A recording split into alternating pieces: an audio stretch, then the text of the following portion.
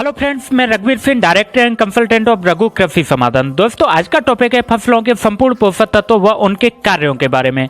मित्रों, जैसे इंसान को हेल्दी रहने के लिए सभी पोषक तत्वों की जरूरत रहती है, बिल्कुल ठीक ऐसे ही फसलों को संपूर्ण पोषक तत्वों की जरूरत होती है, जो कि 17 होते हैं, जिससे पौधे अच्छी बढ़वार करके अपनी प्रजनन क्रिया को पूर्ण करके ज्यादा फल फूल पैदावार दे सकते हैं। लेकिन काफी सर्वे करने के बाद में पता चला है कि किसान मित्र डीएपी, यूरिया या कभी कभी पोटास ही बार बार डालते रहते हैं, इनके अलावा बाकी पोषक तत्वों को डालते ही नहीं है। दोस्तों, एक छोटी सी बात मैं आपसे पूछना चाहूंगा। आप लोग मान लें आपके घर में 2 बच्चे हो, उनमें से एक बच्चे को सिर्फ आप सूखी रोटी अकेले खिलाते रहो और वहीं पे दूसरे बच्चे को रोटी के साथ में दूध, दही, छाछ, बादाम, फल फ्रूट, हरी सब्जियां खिलाओ, फिर आप देखोगे दोनों में से कौन सा बच्चा ज़्यादा हेल्दी है, स्वस्थ है। ठीक इसी प्रकार पौधों को भी उनके संपूर्ण भोजन की जरूरत पड़ती है। आइए अब मैं मेन टॉपिक पे आते हैं। मित्रों, सभी पौधों को 17 पोषक तत्वों की जरूरत होती है। 17 पोषक तत्वों को 4 भागों में बांटा गया है। सबसे पहले नेचुरल यानी प्राकृतिक पोषक तत्व, दूसरे नंबर पे आता है प्राइमरी न्यूट्रिएंट्स यानी प्राथमिक पोषक तत्व, तीसरे नंबर पे सेकेंडरी यानी द्वितीय पोषक तत्व और चौथे नंबर पे माइक्रो न्यूट्रिएंट यानी सूक्ष्म पोषक तत्व। क्रमवाइज बात करते हैं। सबसे पहले बात करते हैं नेचुरल यानी प्राकृतिक पोषक तत्वों की। ये 3 होते हैं: कार्बन, हाइड्रोजन, ऑक्सीजन। ये तत्व हवा, पानी व पौधों के अवशेषों से प्राप्त होते हैं। इनमें से कार्बन पत्तियों के साइज को बढ़ाता है, जिससे पत्तियां भोजन बनाती हैं ज़्यादा से ज़्यादा और पौधा ज़्यादा सुरक्षित रहता है। इसके बाद में सेकंड नंबर पे बात करते हैं प्राइमरी न्यूट्रिएंट्स यानी प्राथमिक पोषक तत्वों की। इनकी सबसे ज़्यादा पौधों को जरूरत होती है। ये होते हैं एनपीके यानी नाइट्रोजन, फास्फोरस और पोटास। इन तीनों तत्वों के कार्य को समझना बहुत जरूरी है। क्रमवाइज समझते हैं। सबसे पहले बात करते हैं नाइट्रोजन की। ये पौधों की वानस्पतिक वृद्धि को बढ़ाकर पत्तियों को गहरा हरा रंग देता है तथा पौधों में प्रोटीन बनाता है, दाने बनने में मदद करता है। जो फली के अंदर दाने बनते हैं उनको बनाने में काफ़ी हेल्प करता है। नाइट्रोजन की कमी होने पर पौधों की बढ़वार रुक जाती है, पत्तियां पीली पड़ने लगती हैं, नीचे की जो पत्तियां होती हैं वो गिरना चालू हो जाती है तथा धान वगैरह में कल्ले कम निकलते हैं, वह फूल कम आता है तथा फसल जल्दी पक जाती है। इसकी पूर्ति करने के लिए यूरिया, अमोनियम या एनपीके ग्रेड जैसे 19-19-19 आता है, 20-20 आता है, 10-26-26 आता है, उसका प्रयोग किया जाता है। नंबर 2 पे फास्फोरस। इसकी उपस्थिति में कोशिका विभाजन जल्दी होता है, फूल आता है, अच्छा फल जल्दी तैयार हो जाता है और दोनों का वजन बढ़ाता है। साथ में जड़ों की तेजी से विकास करता है, मजबूती प्रदान करता है, इससे पौधा गिरता नहीं है। हवा चलती है और देखते हैं गेहूं, बाजरा वगैरह गिर जाता है तो ये गिरता नहीं है, उसमें मदद करता है तथा ये पौधों में रोग कीटों से लड़ने की क्षमता को भी बढ़ाता है। दलहनी फसलों में ये जड़ ग्रंथियों का विकास करता है, जिससे जड़ों का विकास ज़्यादा होता है, पौधा हेल्दी रहता है। फास्फोरस की कमी होने पर जड़ों का विकास नहीं होता है, जड़ें सूखने लगती हैं, फल फूल का निर्माण कम होता है। अनार के पौधे में पत्तियां छोटी रह जाती हैं तथा आलू की पत्तियां प्याले जैसी मुड़कर हो जाती हैं। पौधा कमजोर रहता है, जिससे गिर जाता है जल्दी। इसकी पूर्ति करने के लिए डीएपी, एसएसपी, एनपीके ग्रेड जैसे 52, 34, 12, 61, 19, 19, 19 और 10, 26, 26 का प्रयोग करके फास्फोरस की पूर्ति कर सकते हैं। नंबर 3 पे बात करते हैं पोटास। ये पौधों को मजबूती प्रदान करता है, फल व दानों में स्वाद बढ़ाता है, वजन बढ़ाता है, फसल के पकने की गुणवत्ता में काफ़ी सुधार करता है और अनार जैसी फसल के जो फल होता है उसमें चमक लेकर आता है। इसकी पूर्ति करने के लिए एमओपी, म्यूरेट और पोटास या एनपीके ग्रेड का प्रयोग कर सकते हैं, चाहे 52, 34, 00, 50 है, 19, 19, 19 है, 20, 20, 20 है, आदि का प्रयोग करके पूर्ति कर सकते हैं। इसके बाद में बात करते हैं सेकेंडरी यानी द्वितीयक पोषक तत्व। ये भी 3 होते हैं। इसमें आता है कैल्शियम, मैग्नीशियम और सल्फर। इनकी पौधों को पूर्ण जरूरत रहती है, लेकिन एनपीके की अपेक्षा कम मात्रा में जरूरत पड़ती है। इसमें नंबर 1 पे बात करते हैं कैल्शियम। ये पौधों में कार्बोहाइड्रेट को एक्टिव करने में सहायता करता है, साथ ही प्रोटीन का निर्माण करता है, पौधों को मुलायम बनाने में काफ़ी हेल्प करता है। कैल्शियम की कमी होने पर फल फटने लगते हैं, नई पत्तियां किनारों से मुड़ जाती हैं और नई कलियां जो आते हैं, नए फूल निकलते हैं, वो खिर जाते हैं, गिर जाते हैं, सूख जाते हैं। इसकी पूर्ति करने के लिए कैल्शियम नाइट्रेट जमीन में देनी चाहिए, चिलेटेड कैल्शियम का स्प्रे करना चाहिए या माइक्रो न्यूट्रिएंट में भी कैल्शियम की मात्रा मिल जाती है, उसका प्रयोग करने से इसकी पूर्ति कर सकते हैं। कैल्शियम की कमी होने पर टमाटर या अनार के फल में आंख नुमा गलन पैदा हो जाती है, उसके फल जो होता है उस पर आंख जैसा धब्बा बन के और गलना चालू हो जाता है, फड़ना चालू हो जाता है।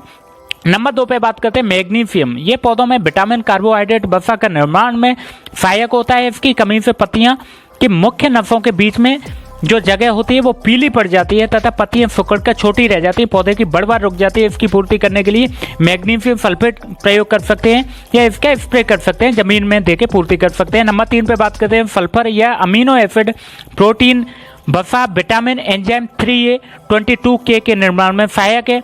तिलहनी फसलों में, तेल वाली जो फसल होती है उनमें तेल की मात्रा बढ़ाता है। सल्फर सरसों, अरंडी, प्याज, लहसुन, तंबाकू जैसी फसलों में 15 से 30% पैदावार को बढ़ाता है। ये मैं नहीं बोल रहा, ये गवर्नमेंट के आंकड़े बोल रहे हैं, कृषि विभाग के। सल्फर की कमी के लक्षण: नई पत्तियों का पीला पड़ना, बाद में ये पत्तियां सफेद हो जाती हैं, सफेद कागज जैसी पड़ जाती हैं, बाद में दाने सिकुड़ जाते हैं फसल की। इसकी पूर्ति करने के लिए सिंचाई के साथ में सल्फर जमीन में डाल सकते हैं तथा पानी में घुलनशील सल्फर आता है या लिक्विड आता है, उसका स्प्रे करके भी इसकी पूर्ति कर सकते हैं। 80% 80% वाली सल्फर जो आती है वो मकड़ी नाशक, पाउडरी मिल्ड्यू नाशक, भभूतिया रोग जो आता है जीरे में, उसके साथ साथ में फसलों के सर्दियों में पाले से भी बचाती है। आलू जैसी फसल को पाले से भी बचाती है। इसके बाद में बात करते हैं नंबर 4 पे माइक्रो न्यूट्रिएंट्स के बारे में, यानी सूक्ष्म पोषक तत्वों के बारे में। इसके बारे में बहुत डिटेल में अच्छे से वीडियो मेरा ऑलरेडी बना हुआ है, लेकिन यहाँ भी डिटेल में मैं आपको समझाने की कोशिश करता हूँ। ये तत्व 8 होते हैं जिसकी ज़रूरत पौधों को बहुत कम मात्रा में होती है, लेकिन इनसे किसी भी तत्व की इनमें से अगर कमी हो जाती है तुरंत पौधे में दिखाई देने लगती है, जो कि फसल पर बुरा प्रभाव डाल देती है। इनकी किसी भी पोषक तत्व की कमी होते ही ये तत्व हैं zinc, boron, molybdenum, ferrous, nickel, cobalt, manganese और क्लोरीन। आइए अब इन तत्वों बारीकी से इनका महत्व समय लेते हैं डिटेल में। जिंक की बात करें तो ये कैरोटीन, प्रोटीन, हार्मोन व क्लोरोफिल के निर्माण में सहायक करता है। यह एंजाइम को एक्टिव करने को बढ़ाता है, एक्टिवेशन को बढ़ाता है एंजाइम को। साथ ही पौधों की बंद कोशिकाओं को खोलता है, जिससे पौधों की नई पत्तियां, नए फूल निकलने में आसानी हो जाती है। जिंक की कमी होने पर पौधों में नई पत्तियां बहुत छोटी होकर इकट्ठी हो जाती है, मक्का टाइप की बन जाती हैं। मक्का, ज्वार की ऊपरी 4-5 पत्तियां बिल्कुल पीली पड़ जाती है तथा फलों व बीजों का साइज छोटा रह जाता है।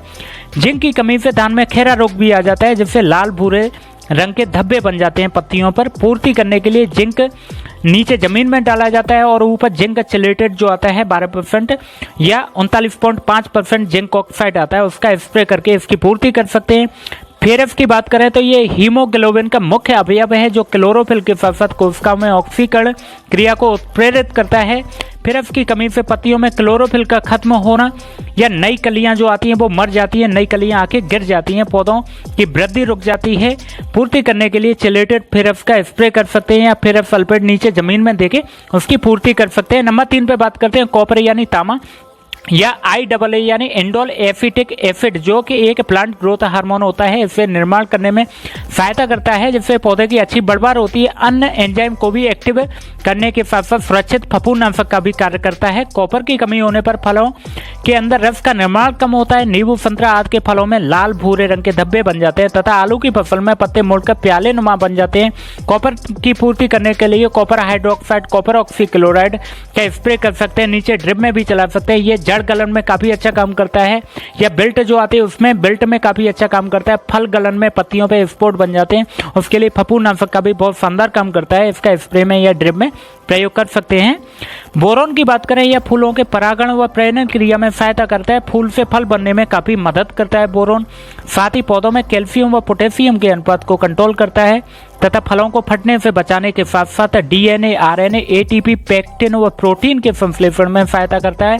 बोरोन का सभी फसलों में बहुत बड़ा रोल है। इसकी कमी होने पर फल पड़ने लगते हैं, जड़ों का विकास रुक जाता है, कम होता है, पौधों की ऊपरी बढ़वार रुक जाती है, नई जो पत्तियां आती हैं वो जल जाती है ऊपर से। बोरोन की कमी से फूल गोभी में खोखला तना बीमारी आ जाती है, यानी तना खोखला हो जाता है, गलना चालू हो जाता है। इसकी पूर्ति के लिए 1 ग्राम प्रति लीटर बोरोन के हिसाब से पौधों पर ऊपर स्प्रे करना चाहिए। ये बोरोन की एक खासियत होती है, ये पौधा पत्तियों के माध्यम से जल्दी इसको ग्रहण करता है, न कि जड़ों के माध्यम से।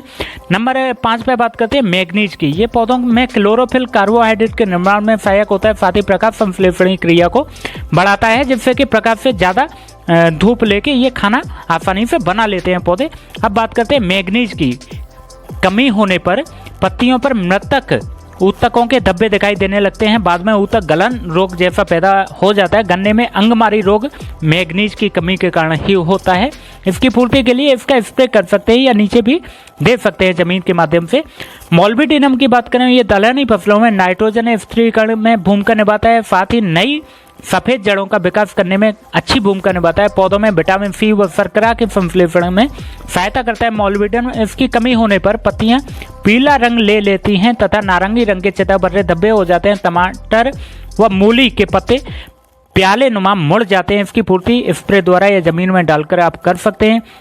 अब बात करते हैं क्लोरीन की। ये पौधों की पत्तियों में पानी को रोकने की क्षमता को बढ़ाता है, साथ ही पत्तियों में हरापन लेके आता है। इसकी कमी होने पर गमलों में पत्तियों में बिल्ट के लक्षण दिखाई देने लगते हैं तथा बरसीम की पत्तियां जो होती है मोटी व छोटी दिखाई देने लगती हैं। ये सब सुनने के बाद में दोस्तों आपको समझ आ गया होगा कि सभी पोषक तत्वों का अपना अपना अलग महत्व होता है। मतलब स्वस्थ फसल चाहिए तो सभी तत्वों को लेके आइए, फसलों में प्रयोग कीजिए। दोस्तों आज का टॉपिक यहीं पे समाप्त करते हैं। इसके साथ साथ में मैं आपको एक सलाह दूंगा, मृदा परीक्षण कराना बहुत जरूरी है। मृदा परीक्षण कराइए जिससे पता चले आपकी जमीन में, आपकी मिट्टी में कौन से पोषक तत्वों की कमी है, कौन से की मात्रा ज़्यादा है। जिसकी मात्रा ज़्यादा है उसको कम प्रयोग कीजिए, जिसकी कमी है ज़्यादा है उसका ज़्यादा प्रयोग करके फसलों को स्वस्थ रख सकते हैं। अंधाधुंध फर्टिलाइजर में खर्चे से भी बचेंगे, मेहनत से भी बचेंगे और जमीन भी आपकी हेल्दी स्वस्थ रहेगी। दोस्तों आज का टॉपिक यहीं समाप्त करता हूं। मित्रों कृषि संबंधित आपकी कोई समस्या है तो हमारे पास उसका समाधान है। नीचे दिए नंबर पर कांटेक्ट कर सकते हैं। दवाई प्रयोग करते समय अपनी सुरक्षा का विशेष ध्यान रखें। जी हाँ, हाथों में ग्लव्स पहन के ही दवाई का घोल बनाएं या दवाई का प्रयोग करें। मुंह पे मास्क जरूर लगा लें प्रयोग करते समय और वीडियो को शेयर करते रहिए नए नए लोगों के साथ में, जिससे उनको भी जानकारी मिलती रहे। और चैनल को सब्सक्राइब नहीं किया इसको सब्सक्राइब कीजिए, वीडियो को लाइक कीजिए, कमेंट कीजिए। कोई दिक्कत है तो अपना सलाह और सुझाव देने के लिए कमेंट कीजिए। Thank you. जय किसान, जय रघु कृषि समाधान। धन्यवाद।